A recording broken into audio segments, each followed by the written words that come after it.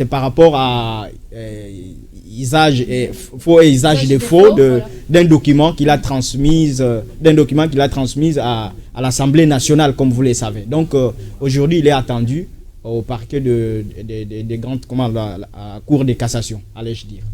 Voilà, il y a aussi comment dirais-je, destitution du gouverneur de la province de la Chopo, je crois bien. Province du Kwango. Du Kwango plutôt, oui. Allais-je dire. Et qu'est-ce qui se passe? Qu'est-ce qui s'est passé réellement? Alors, qu'est-ce qui se passe réellement? Pourquoi cette destitution? En fait, la province du Kwango a depuis un certain temps connu des problèmes. Ce sont, comme tu as dit, ce sont des provinces environnantes de la capitale qui devaient nécessairement bénéficier du développement comme le Congo central.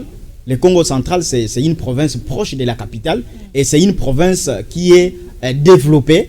Mais lorsqu'on parle du Kwango et de Kwilu à côté ici, ce sont des provinces plus pauvres. Or, ce sont des provinces nécessairement qui devaient bénéficier d'une certaine de quelques avantages ou de développement totalement, mais c'est quelque chose qui n'existe pas. En fait, par rapport au gouverneur du Kwango, il y a eu petit, il y a eu un problème. Les députés provinciaux ont lancé une motion de censure à son endroit. Et motion wana et komakiti na niveau keno. Le jour où il devait statuer, député balinga dans la plénière, lui s'est dit pour ne pas être humilié, parce que kiza qui est dans détournement des fonds publics, poliation, donc trop de choses. Oyo député kiza qui est, et par rapport à ça, lui s'est dit que non, comme déjà il savait ce qui devait se passer, à commune à niveau, il s'est dit non, je ne peux pas participer au siège. C'est pareil avec Kabound, parce que Kabound aussi n'avait pas participé. Non, ça c'est le contraire. Kabound, au contraire, n'a pas déposé une lettre de démission. Okay. Mais le gouverneur du Kwango, à son tour, s'est dit je ne siège pas, mais je dois quand même faire quelque chose. Et il a écrit sa lettre, qu'il a déposé, une lettre de démission. Alors, actuellement, c'est le vice-gouverneur qui est en train de jouer intérim. C'est lui qui joue le rôle en attendant qu'il y ait il y a des tractations pour un nouveau gouverneur. Et c'est comme ça que j'invite à tous les Kwangolais de faire confiance. Le Kwango doit être dirigé par le fils digne de la province.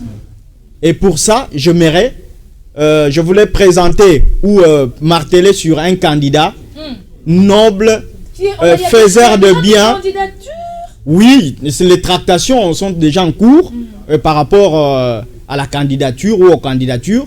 Déjà, je voulais faire valoir ou faire voir aux Kwangolais et Kwangolaises un fils digne du pays ou un fils digne du pays et de la province qui pourrait peut-être être à l'entête de cette province. Il s'agit là de maître Augustin Kabaka.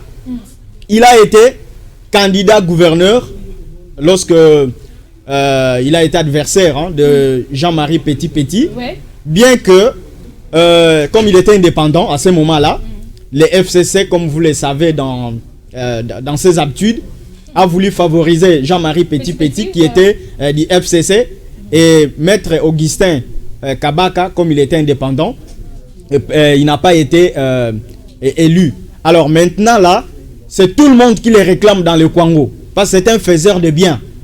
Déjà, il n'est pas député, il n'est pas qui que ce soit, c'est un avocat du tribunal de grande instance de la Gombe, mais il fait de bien à cette population-là de Kenge, qui ne l'a jamais donné jusqu'ici un mandat. Mais il fait quand même quelque chose de bien. Alors, les notables, le professeur et tous les ressortissants du Kwango commencent maintenant à réclamer sa personnalité à l'entête de la province du Kwango. Et c'est quelque chose que moi, personnellement, j'avoue, parce que c'est un homme intègre.